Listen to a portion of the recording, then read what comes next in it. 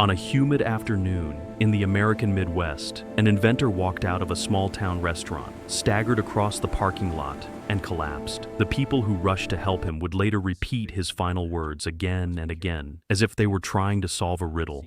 "They poisoned me." His name was not famous enough to make front-page headlines, but his idea was explosive enough to haunt energy forums for decades. He claimed he had found a way to run a combustion engine on water, not hydrogen, not gasoline derived from hydrogen, water. For years, he had invited curious onlookers to witness his dune buggy sputter down local roads with what looked like nothing more than a tank of tap water feeding the engine. There were no fumes that smelled like fuel, no oil stains beneath the chassis. He would lift the hood and point to a tangle of tubes, electrodes, and pulse circuits and say calmly, "We don't have to burn what we can split." The science community scoffed. Physics students rolled their eyes. Splitting water into hydrogen and oxygen requires energy. More energy, according to every chemistry textbook, than you get back when you burn the hydrogen again. It's a net loss. That's not an opinion. That's thermodynamics. But this inventor insisted the textbooks weren't wrong.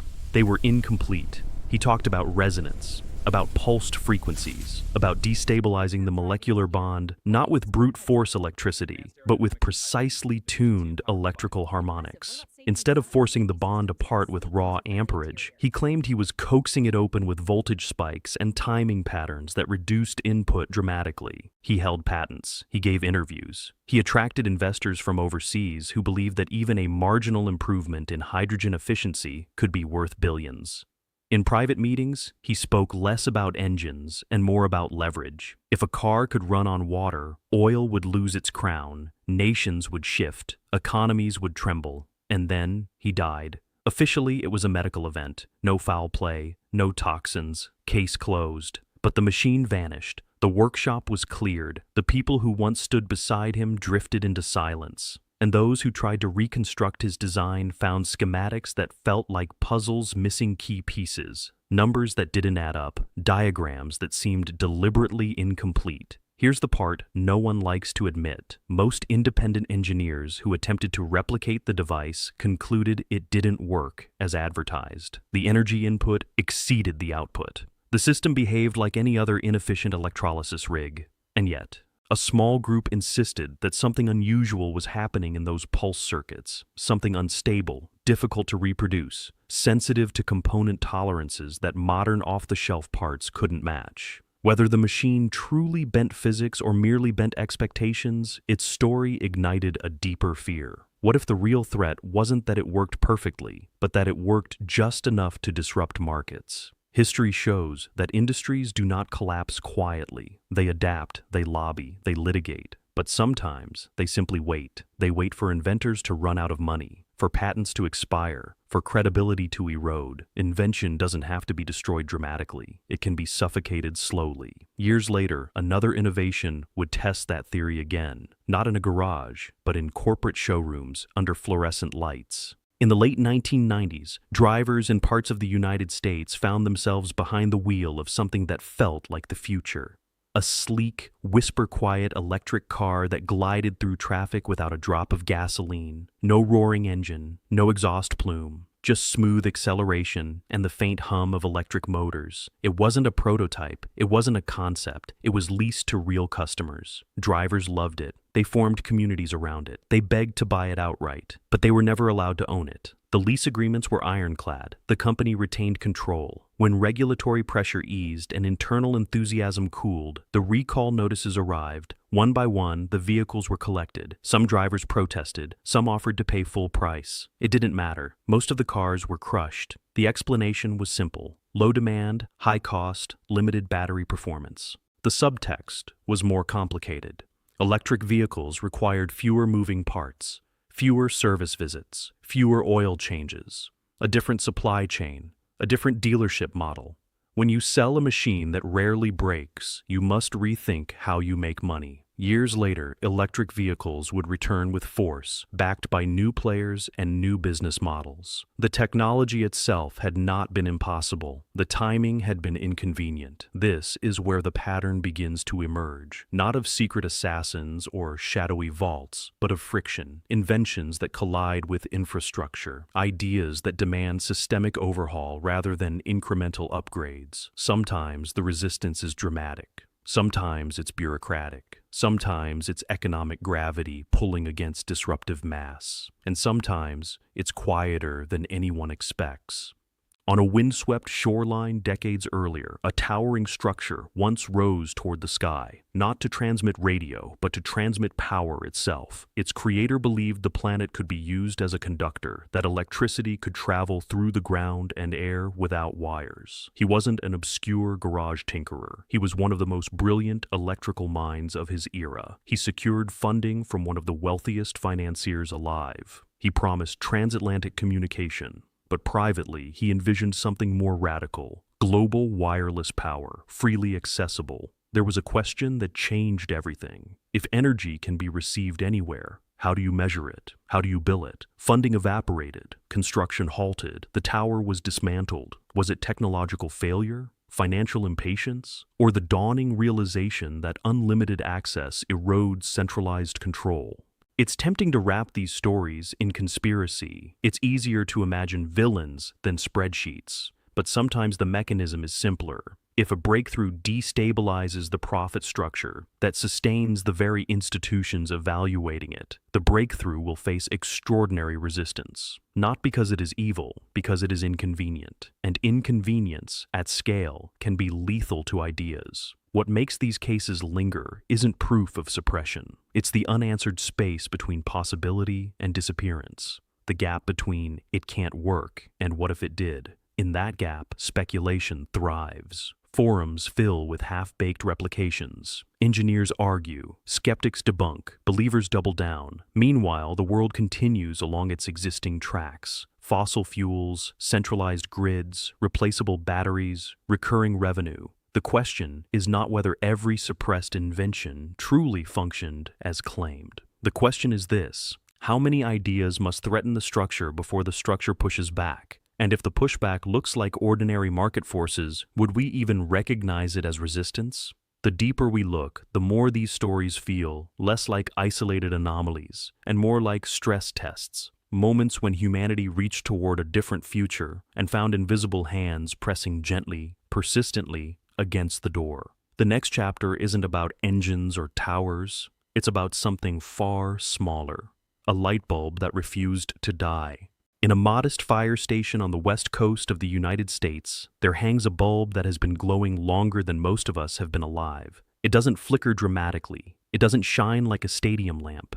It hums softly, casting a warm amber glow that feels almost stubborn. It has been on for more than a century. Think about that for a moment. Wars came and went. Entire industries rose and collapsed. We moved from horse-drawn carriages to jetliners, from telegraphs to smartphones. And through it all, that bulb kept glowing. Engineers who examine it don't find alien technology or secret alloys from a forgotten civilization. They find something simpler: thicker filament construction, carbon-based materials, lower operating voltage, and a design philosophy that prioritized endurance over brightness. In other words, it was built to last. In the early days of electrification, longevity wasn't a flaw, it was a selling point. Manufacturers competed to produce bulbs that would survive factories, mines, and long winters without frequent replacement. Then something shifted. In the 1920s, major lighting manufacturers formed international agreements that quietly standardized bulb lifespan, not to increase it, but to reduce it. Internal documentation from that era revealed a deliberate cap. Around 1,000 hours. Bulbs that lasted too long were penalized. Designs were tweaked. Filaments thinned. Brightness increased. Lifespan shortened. The public wasn't told, "We are making this worse." They were told, "We are making this brighter." And brightness sells. A brighter bulb burns hotter. A hotter filament degrades faster. Replacement becomes routine. Revenue stabilizes. Growth becomes predictable. Planned obsolescence wasn't born in a villain's lair. It emerged from boardrooms where long-term durability collided with quarterly earnings. That single, century-old bulb isn't proof of a grand conspiracy. It's proof of a choice. We once optimized for permanence, then we optimized for turnover. That shift rippled outward far beyond lighting. Consider modern electronics. Phones sealed shut with batteries that degrade. Printers that refuse to function with third-party ink. Appliances that fail weeks after warranties expire. The pattern isn't hidden, it's normalized. We've been trained to expect expiration. Now imagine what happens when an invention threatens not just a product line, but an entire cycle of replacement. In the early 1970s, an engineer with deep aerospace credentials introduced a battery prototype that, according to reports, could operate for decades without significant degradation. It merged stable chemical systems with regenerative mechanisms, allowing partial self-recovery during use. Unlike lithium-ion cells that lose capacity over time, this design was built around long-term chemical balance. It wasn't flashy. It wasn't designed for rapid charge cycles or ultra-thin consumer devices. It was stable, durable, resilient. The response from potential corporate partners was polite but lukewarm. A battery that outlives the devices it powers forces an uncomfortable question. If consumers no longer replace batteries every few years, how do you sustain manufacturing growth? The engineer pitched governments, electronics firms, energy companies. Meetings ended with compliments and silence. The prototypes reportedly ended up in storage. A startup attempt fizzled. Regulatory reviews delayed momentum, and eventually, the design slipped into obscurity. Skeptics argue that scaling the chemistry may have been impractical, that lab stability doesn't equal mass production viability, that safety certifications would have been complex. All of that may be true, but the recurring theme isn't technical impossibility. It's economic friction. An infinite battery undermines subscription models, upgrade cycles, and planned degradation strategies. It doesn't just solve a problem, it disrupts predictability. Predictability is gold in corporate ecosystems. The same pattern appears in another forgotten innovation, one that didn't glow or store charge, but quietly cleaned the air. In the industrial haze of post-Cold War Europe, a group of engineers unveiled a device that claimed to neutralize airborne toxins using plasma-based filtration and electrostatic manipulation. Early demonstrations showed dramatic reductions in pollutants inside sealed environments. The device required minimal maintenance, no constant filter replacements, low power consumption. Air purification is already a massive industry. Filters wear out. Units require servicing. Replacement parts generate revenue. A self-sustaining purifier threatens not just competitors, but the aftermarket. Within a short time, funding evaporated. Licensing complications arose. Regulatory scrutiny intensified. The core team dispersed. Perhaps the technology couldn't scale. Perhaps it introduced unforeseen side effects. Plasma systems can be temperamental. Calibration challenges alone could sink a product. But the disappearance followed a familiar rhythm. Initial excitement, corporate evaluation, bureaucratic slowdown, quiet fade-out.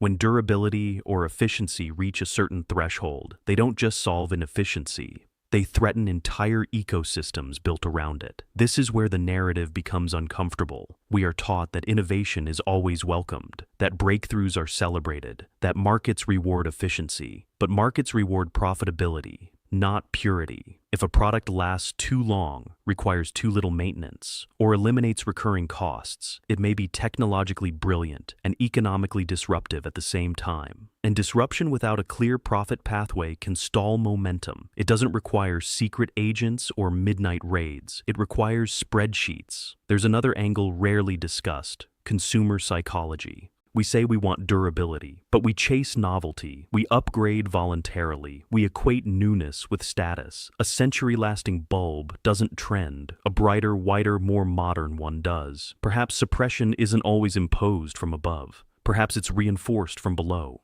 by demand for shine over stamina. Yet the pattern lingers. A water engine that might destabilize oil. An electric car ahead of its infrastructure. A wireless power tower that bypasses meters. A battery that refuses to age, an air cleaner that outperforms replacement cycles. Individually, each story can be explained. Together, they form a silhouette. It's not a story of evil masterminds guarding secret vaults. It's a story of systems defending equilibrium. Equilibrium feels safe, predictable, controllable. Revolutions, especially technological ones, feel chaotic, and chaos threatens profit streams. There is a reason the oldest bulb still glowing is preserved like a museum artifact rather than mass-produced for every home. It represents a fork in the road we chose not to take, a road where products endure, where infrastructure shifts rapidly, where centralized control loosens. Whether that road was abandoned intentionally or simply outpaced by more profitable alternatives is still debated. But the glow from that century-old filament whispers a question no marketing campaign can drown out. If we already knew how to build for longevity, what else did we know? And what happened when knowing wasn't convenient? The next story moves away from light and air and into something more volatile. The invisible energy some inventors claim surrounds us at all times, not stored in batteries, not pumped from the ground, but embedded in the fabric of space itself. And the consequences, if it could be tapped, would be beyond disruptive. They would be uncontrollable. In the early 1980s, a small workshop in Canada became the center of a claim so bold it bordered on heresy. An independent inventor, known more for eccentric armor experiments than academic credentials, told anyone willing to listen that he had built a machine that could run indefinitely without fuel. No gasoline, no battery, no external power source, just magnets, coils, and what he called vacuum pressure dynamics. He wasn't the first to flirt with the idea. For over a century, physicists have theorized that empty space isn't truly empty. Quantum fields fluctuate. Energy flickers at microscopic scales. It's measurable in laboratory equations, but not something you plug into a wall. This inventor believed he had found a way to tap into that underlying sea of energy. His prototype, about the size of a small toolbox, reportedly spun a flywheel continuously after a brief manual start. Witnesses described a hum, a stable rotation, no visible input once in motion. Skeptics immediately labeled it perpetual motion, a violation of thermodynamics. Physics does not allow free energy. Energy cannot be created from nothing. Every freshman engineering student knows this. But here's where the tension begins. He never claimed to create energy. He claimed to release it. He argued that magnets store potential energy in their fields, and that by configuring them precisely, using layered magnetic gradients, you could unlock motion that traditional models underestimated. He applied for protection. He spoke to journalists. He demonstrated privately. Then his workshop burned down. The official explanation? Electrical fire. The complication? The building reportedly had minimal grid connection at the time. Could it have been faulty wiring, careless storage, insurance misfortune? Absolutely. But in the mythology of suppressed inventions, the timing felt too convenient. He attempted to rebuild. Funding evaporated. Interest cooled. Eventually, he pivoted to other projects, some equally controversial. His device never entered formal peer review. And that's the critical pivot point in all these stories. Extraordinary claims demand extraordinary evidence. Without open, repeatable validation, the scientific community cannot accept a breakthrough, no matter how compelling a private demonstration might seem. But inventors operating outside institutional frameworks rarely gain access to high-level labs. They work in isolation. Their designs are fragile. Replication fails. And when replication fails, belief fractures. The question is not whether his machine truly accessed vacuum energy. The question is why the mere suggestion of energy independence triggers such polarized reactions. If energy became abundant and decentralized, entire geopolitical architectures would wobble, oil economies would shrink, utility monopolies would dissolve, transmission infrastructure would become optional. That's not just an engineering shift, it's a power shift, literally and politically. Now consider another invention from a different angle of the globe. In South America, a small team of engineers unveiled a machine capable of converting mixed urban waste into liquid fuel. Not incineration, not simple melting, a chemical breakdown process that reorganized carbon chains under controlled heat and pressure. Plastic bottles, food scraps, synthetic waste, out came combustible fuel. On paper, this wasn't magic. Thermal depolymerization has been studied for decades. With the right catalysts and conditions, organic material can be converted into hydrocarbons, but their prototype reportedly achieved high efficiency with minimal emissions. Two crises solved at once: landfills and fuel shortages. Local officials expressed excitement, media coverage spiked. Then regulatory scrutiny intensified. Permits were suspended, equipment seized for compliance reviews. Within months, the facility went dark. Was the technology unsafe at scale? Did emissions spike under continuous operation? Did it require exotic catalysts that weren't economically viable? Those are legitimate concerns. Yet the broader implication lingered. If trash becomes fuel cheaply, the economics of both waste management and petroleum refinement change overnight.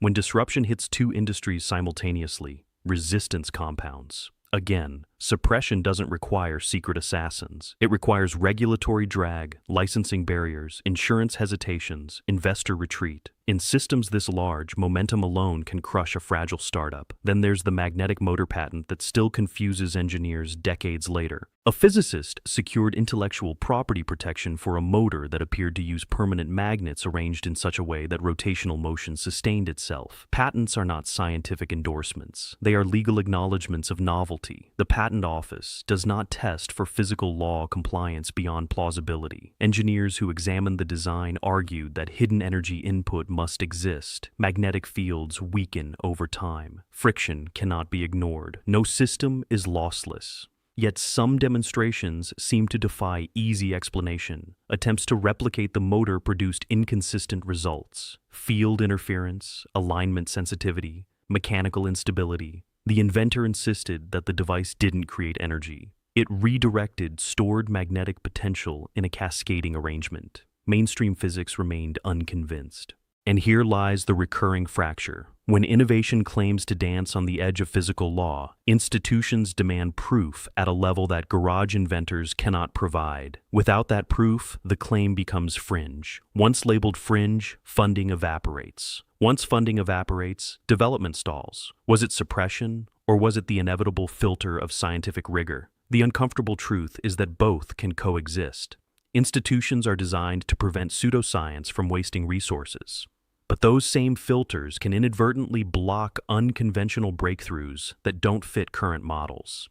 History has examples of both false prophets and vindicated rebels. The difference is replication, and replication requires transparency. Many of these controversial inventions shared a common flaw: secrecy, proprietary designs, withheld schematics, demonstrations under controlled conditions without open-source validation. Secrecy breeds suspicion, both from skeptics and supporters. When inventors claim persecution instead of publishing data, the scientific community retreats further. But imagine, just for a moment, that even one of these devices truly worked beyond conventional efficiency. Not magic, not infinite power, just dramatically more efficient than the current baseline. The economic shock would be enormous. Energy markets are built on scarcity models. Utilities calculate load forecasting years in advance. Oil futures influence national budgets. A single disruptive device doesn't just introduce competition, it destabilizes forecasting. Forecasting is control. Control is stability. Stability is profit. And profit sustains political alliances. This is where the narrative deepens beyond individual inventors. The suppression of an idea doesn't require a villain if the system itself resists unpredictability. When an invention threatens predictability, friction increases. Sometimes that friction manifests as scientific skepticism, sometimes as legal entanglement, sometimes as investor withdrawal, sometimes as accidents. Patterns are seductive. They make chaos feel orchestrated. But systems don't need orchestration to defend themselves. They respond instinctively to threats against their equilibrium. The vacuum engine, the magnetic motor, the trash-to-fuel converter. Each one promised to make something abundant that had previously been scarce. Abundance erodes pricing power. Pricing power is the backbone of centralized industry, and centralized industry rarely surrenders quietly. The next chapter steps into even more controversial territory. Not energy, not fuel, but the human body itself. Because when an invention claims to see disease before symptoms appear, the disruption isn't just economic, it's existential. In a research lab tucked between polished glass buildings in Europe, a small team of biomedical engineers began asking a dangerous question. What if illness announces itself long before symptoms? not through pain, not through blood work, but through subtle shifts in the body's electromagnetic signature. It sounds like science fiction, the kind of claim that belongs in fringe journals and late-night documentaries. But the foundation wasn't fantasy. Every cell in the human body communicates through electrical impulses. Neurons fire through voltage gradients. The heart beats because of ion exchange across membranes. Even individual proteins vibrate at measurable frequencies. The body is not just chemistry, it is electricity. The team developed a prototype scanner no larger than a shoebox. Instead of imaging tissue with radiation or magnetic fields, it measured faint biofrequency patterns emitted by the body. Using machine learning algorithms, it compared those patterns to a database of known disease signatures. In early trials, they observed something unsettling. Patients who would later receive diagnoses for degenerative disorders showed subtle frequency anomalies months before traditional imaging detected anything abnormal. In controlled cases, early-stage tumors corresponded with measurable disturbances in localized electromagnetic readings. The device didn't see cancer, it detected deviation, and deviation is often the earliest whisper of disease. If validated at scale, this technology wouldn't just improve diagnostics, it would redefine them. Routine screenings could shift from reactive to predictive.